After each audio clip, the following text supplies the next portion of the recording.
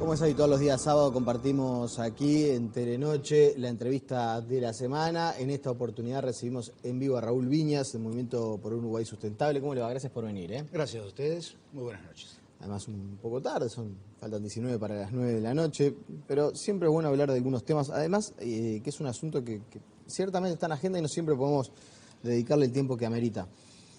Hay marchas y contramarchas con relación al tema de la expropiación de algunos predios allí en Rincón del Bonete. Primero se había anunciado por parte de la ministra de Industria que se iba a tomar un tiempo. Ahora aparece, incluso hoy publicado en el diario El País, que hubo una especie de desavenencia. Y ustedes han sido siempre coherentes en decir que no están de acuerdo con la expropiación. No, evidentemente. Expliquemos por qué y qué es lo que ustedes entienden que perjudicaría. Bueno, en primer lugar, lo que tenemos que tener bien claro es que esto es parte o una derivación del contrato con la empresa UPM. La empresa UPM necesita agua, necesita grandes cantidades de agua para diluir sus efluentes, los efluentes contaminantes que va a producir en la fábrica, y a partir de ahí esa necesidad de agua hace que la UTE se vea apretada y tiene que ver de cómo logra mantener el nivel del lago, la cantidad de agua en reserva que necesitamos como reserva energética, y para eso llega a esta resolución de aumentar la cota, con lo cual se aumenta la reserva.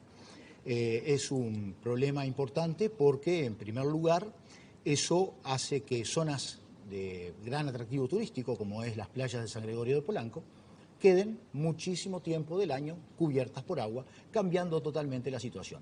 En realidad, de acuerdo con los pobladores de la zona, que están muy preocupados por el tema, con eso se arruina al pueblo y 3.500 personas quedan sin una razón para estar, porque San Gregorio, que ha sufrido bastante a lo largo de los años y cuya población se redujo de más de 6.000 a los 3.500 que viven hoy, depende del turismo.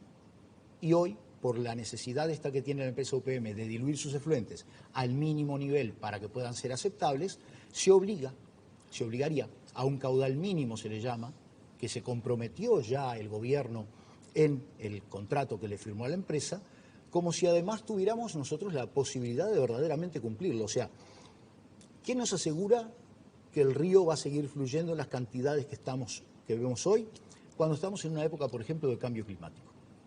De cualquier manera, no hubo ningún reparo en comprometerse por escrito con una empresa para suplirle del agua. Y eso es lo que nos genera este problema. Ahora, ¿no puede también estar vinculado a otro asunto que no sea UPM? Bueno, el lago ha funcionado en la forma que funciona hoy desde hace más de 70 años. La represa no cambia su maquinaria, o sea, no se aumenta la capacidad de generación. Verdaderamente no hay ninguna razón para que esto, que no se trató en 70 años, aparezca de pronto en la UTE 4 meses después de que la empresa UPM dice que va a instalarse en el Uruguay, o que podría instalarse en el Uruguay. La empresa, las primeras señales firmes las tuvimos en julio del 16, fue en octubre del 16 que sale una directiva de empezar a estudiar esto, y es en diciembre del 16 que sale decreto o la orden del directorio para empezar a trabajar con esto, empezando a hacer las mensuras y demás. Téngase en cuenta que además de costarnos esto, todo el polo turístico, prácticamente de todo el año que tenemos en San Gregorio, también elimina más de 10.000 hectáreas del sector productivo nacional. ¿Por qué dice usted que con UPM2 va a haber más inundaciones? Nosotros lo que decíamos es que salió eso en un titular, ciertamente, y salió con mi nombre, y es cierto, porque si se mantiene, si se sube el nivel del lago, evidentemente todas las zonas ribereñas del lago van a estar cubiertas por agua mayor tiempo del que podrían estar actualmente. Tengamos en cuenta que normalmente la represa está funcionando. ¿Pero no es agua que está necesitando UPM? ¿Cómo? ¿No es agua que necesita UPM? Claro, O sea, es agua si que... la necesita, ¿por qué nos iría a sobrar? No, no es que nos vaya a sobrar. Lo que pasa es que para darle el agua a UPM y no correr riesgos en tiempo de sequía, se desea aumentar la reserva.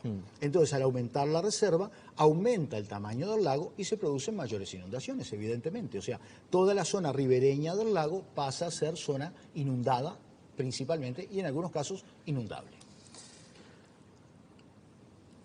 Ustedes están definitivamente en contra de UPM2. Nosotros estamos en contra del contrato que se le firmó a la empresa UPM Bien. para su instalación de la segunda planta en nuestro país. Sobre el contrato ya vamos a hablar. Yo le pregunto si están en contra de UPM2. No, es que justamente lo que te estoy diciendo, Nicolás, no estamos en contra de la empresa UPM, no estamos en contra ni siquiera en muchos casos de que se pudiera instalar una tercera, en este caso, planta de celulosa en nuestro país. Lo que sí estamos totalmente en contra, y en eso es donde hemos logrado el mayor agrupamiento de organizaciones sociales y demás, es en la forma en que se le está permitiendo a esta planta instalarse, forma que evidentemente no tiene razones económicas a favor del Uruguay.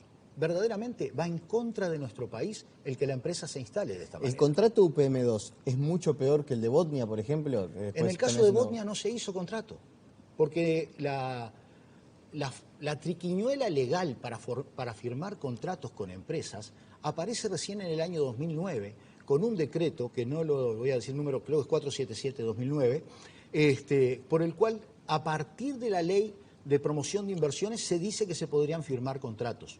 Pero realmente la ley de promoción de inversiones no dice eso, o sea, es un decreto que le hace decir a la ley más de lo que la ley dice, con lo cual verdaderamente sería un decreto absolutamente recurrible. El tema es que hasta ahora no hemos encontrado la forma de que esto, que es tan fácil de ver, llegue al sistema político para que lo comience a trabajar. Bueno, volviendo al caso UPM2, ustedes dicen no al contrato. Totalmente. ¿Por qué? Rescindirlo ya. Ese contrato impone a nuestro país cosas que equivalen a una rendición incondicional del Uruguay frente a la potencia extranjera UPM. Es un contrato leonino por el cual la empresa, sin darle nada al país, obtiene para su uso prácticamente exclusivo una vía de tren que la vamos a pagar más de 2.200 millones de dólares, una terminal portuaria que obliga a cambiar cosas que ya están hoy en el puerto trabajando en lugar de instalarse en otro lado. Nos coloca además con este tema, por ejemplo, del agua en la zona, porque si no estuviera el lago, sería imposible pensar que los caudales normales del Río Negro soportaran y permitieran la extracción de agua y la utilización de agua para diluir efluentes que la empresa necesita. Usted dice a cambio de nada y en realidad cualquier persona que está del otro lado dice, pero Viñas, no es a cambio de nada, es a cambio de generación de mano de obra en la construcción.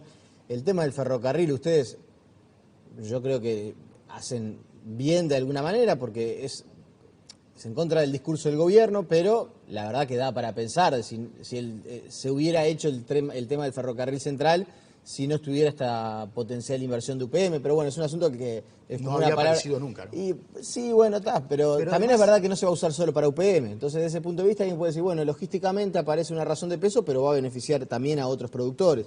Ahora, realmente ustedes dicen a cambio de nada y no es a cambio de nada. Realmente sí es a cambio de nada, porque fíjate que el ferrocarril central, como tú lo decías recién, quizás el país necesite verdaderamente un medio ferroviario, un modo ferroviario de transporte, pero dentro de un sistema racional de transporte. ¿Qué quiere decir un sistema racional de transporte? Algo que, por ejemplo, tenga en cuenta que a distancias cortas y para llevar mercaderías, los sistemas de camiones, camionetas y demás pueden servir para llegar a terminales logísticas donde eso se cargue en el ferrocarril. Este ferrocarril que se está construyendo hoy es una vía directa entre la planta de UPM y la terminal de UPM en el puerto. No está previsto en toda la obra ninguna terminal intermedia donde poner cargas. Por otra parte, no existen verdaderamente las cargas, porque en el estudio que hizo el Ministerio de Transporte que presentó a la Dinama, se decía que podía haber 2 millones de toneladas de carga de UPM y 2 millones más. Después de juntar todo, inclusive el arroz, que no viene por esa vía, sino que viene por la vía de Nico Pérez, solo llegaron a 900.000 toneladas. Y no tendríamos la forma de cargarlas arriba del tren. Tengamos en cuenta que no están las terminales logísticas intermedias, no hay andenes donde hacer las cargas. Esto es solamente una vía por y para UPM, que también tiene es verdad inconveniente. Y usted estuvo en esa presentación, yo estuve, hay un informe de una consultora que hace referencia a que, por ejemplo, se abatirían los costos logísticos para los productores de la Ruta 5, porque no es solamente de Paso de los Toros, también podría haber un empalme con el eje de Rivera. Se pueden abatir los costos si tenés forma de cargarlos en el tren. Si no tenés Bueno, forma de cargarlos si en el tren, no si podés. va por el eje de Ruta 5 desde Rivera, lo va a poder cargar en Rivera. En Rivera puede ser que logres cargar. Después tendrías que hacer un cambio en Paso de los Toros, donde no tenés terminal. Y digo en Rivera podés cambiarlo porque en Rivera existen andenes secundarios. Pero si en Paso de los Toros no hay terminal, ¿cómo me dice usted que es para la planta solamente? Porque la terminal no está en Paso de los Toros, sino que está en Pueblo Centenario, al otro lado del río. ¿Tá? Es un tema bastante complicado de ver, pero en realidad, en la forma en que está puesto hoy, donde además se le da a los trenes de UPM la prioridad. Estamos hablando de los datos del estudio del Ministerio de Transporte y Obras Públicas. Todo eso nos lleva a que es prácticamente para UPM en el sentido de que un tren de UPM podrá recorrer la vía en 6 horas o menos. Un tren de carga que tenga que compartir la vía con los trenes de UPM la recorrerá en 14 horas, a 20 kilómetros por hora. Tengamos en cuenta otra cosa. Cuando nosotros hablamos de un sistema racional de transporte, las vías que pasan dentro de Montevideo hoy son un corredor muy angosto, que en algunos casos tiene 10, 12 metros. Si tú vas a la zona de Capurro, vas a ver que las casas legalmente construidas están muy cerca de la vía. En esa vía llevar trenes que van a llevar productos químicos peligrosos como soda cáustica, ácido Pero ¿y hoy qué sulfúrico, pasa por esa complicado. vía? Por esa vía pasan los motocar de pasajeros, algún tren de combustible y cada tanto algún O sea que tren de podrían carga. pasar, como pasan hoy, trenes de combustible, pero no podrían pasar trenes con químicos de UPM. No, van a pasar con químicos de UPM y van a pasar con combustibles. Hoy, que pasan con combustible, no pasa nada. No, ¿sabes cuál es el punto? Yo no escuchaba hace 2 años la gente oponiéndose a que pasaran trenes con combustible a 10, 12 metros. Son dos cosas diferentes, Nicolás. Los combustibles tienen ciertos riesgos, ya sabemos que ha habido algunos descarrilamientos, hemos tenido algunas pérdidas en las vías, pero esos trenes cuando pasan por Montevideo lo hacen a una velocidad absolutamente reducida. Yo que tengo que cruzar la vía muchas veces porque vivo a cuadra y media, muchas veces me quedo esperando y veo que ese tren va pasando a 20 kilómetros por hora delante mío y lleva 14, 15 vagones. Pero el tema es que si vas a hacer un tren nuevo, es estúpido hacerlo ahí. No tenés que hacerlo ahí. Es más... No, pero no se va a hacer un tren nuevo. Se va a hacer un reacondicionamiento de las vías que ya están funcionando con alguna posibilidad de desvío en algún lugar, pero las vías son las que ya están funcionando. Lo que pasa es que hoy las por vías hoy se van a colocar totalmente nuevas, sí, los durmientes van a ser sí, nuevos. pero el trazo de la vía... Bueno, y ahí viene el problema. Raúl, sí.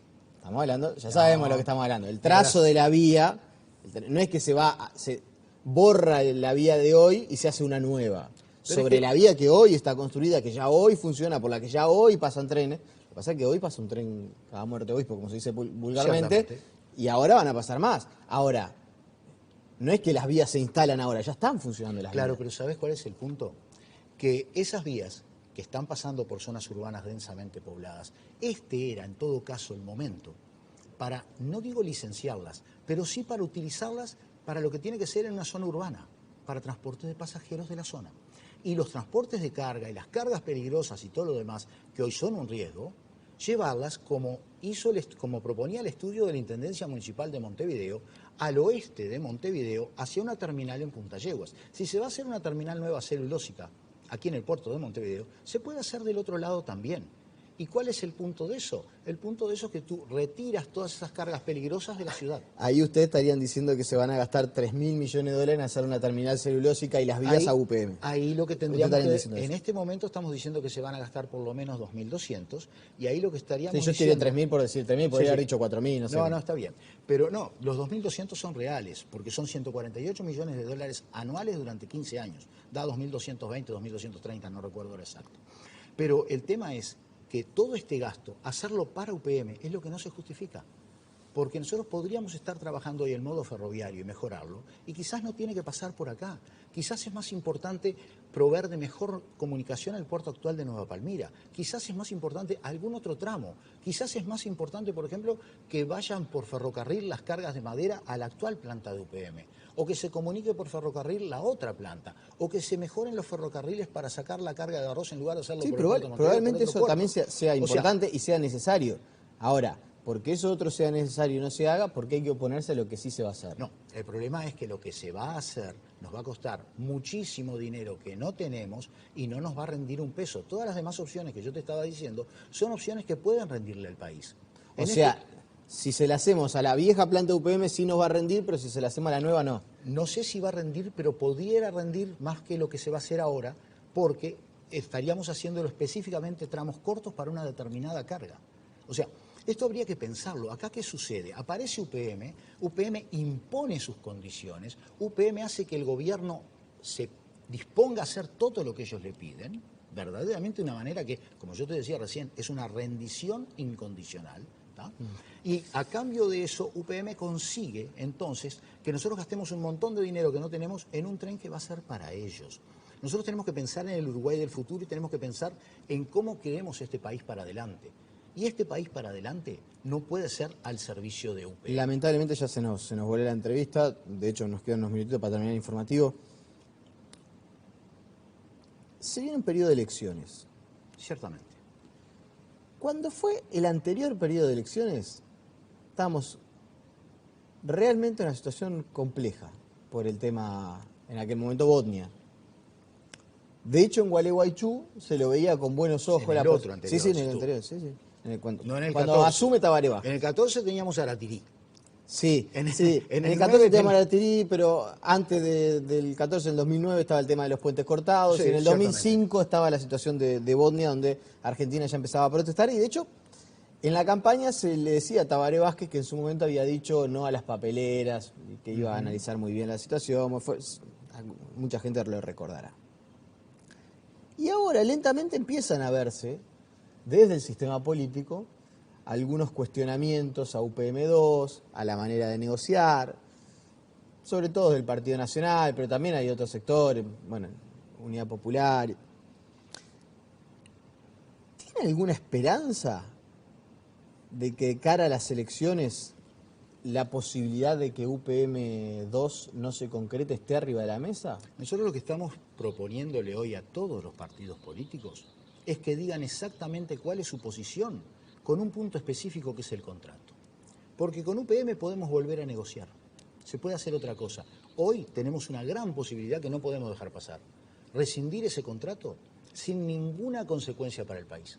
El propio contrato lo dice, cualquiera de las partes podrá rescindirlo de pleno derecho y solamente avisándole al otro que lo va a hacer. Ese contrato, así como está, no le sirve al país, va en contra de los intereses nacionales, nos pone dependientes de una empresa, maneja ¿Y hasta demasiadas cuándo podríamos cosas la empresa. rescindirlo? Hasta que la empresa diga, me decido invertir. Tan ¿Y a entregados usted estamos. le parece que lo va a hacer ante las elecciones? Nosotros tendría que ser antes de las elecciones porque la empresa se le vence el periodo para decir quiero invertir el 20 de febrero del año que viene, justamente antes de que asuma el próximo gobierno. O sea, aquellos que de pronto nos dicen, no, pero si llegamos al gobierno nosotros vamos a tratar de nuevo. Llegan tarde, muchachos, llegan tarde, el momento es ahora. Y nosotros lo que queremos es saber quiénes están a favor y quiénes están en contra. Voy a poner un caso, no sé. Sin nombre propio. Si el partido X gana la elección y no es el Frente Amplio, hay una transición.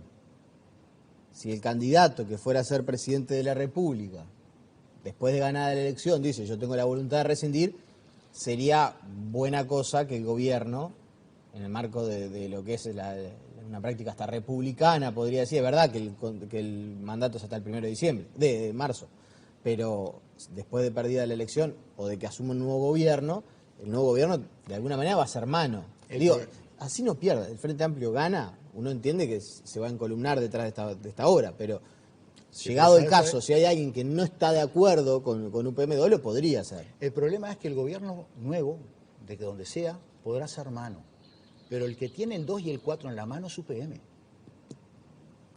El 2 y el 4 lo tiene UPM porque UPM puede decirlo y lo puede decir con toda tranquilidad en cualquier momento y está cumpliendo con el contrato y nos está obligando a cumplirlo. Y si nos obligan a cumplirlo, todo esto que hoy se está haciendo de que, bueno, lo vamos a hacer, pasa a ser una obligación. Y pasa a ser una obligación, por ejemplo, lo que hablábamos al principio, para volver a donde empezamos. Pasa a ser una obligación el darle el agua a UPM. Pasa a ser una obligación darle 65 metros cúbicos por segundo durante todo el año a UPM. Raúl Viñas, le agradecemos su presencia. El agradecido soy yo. Compartimos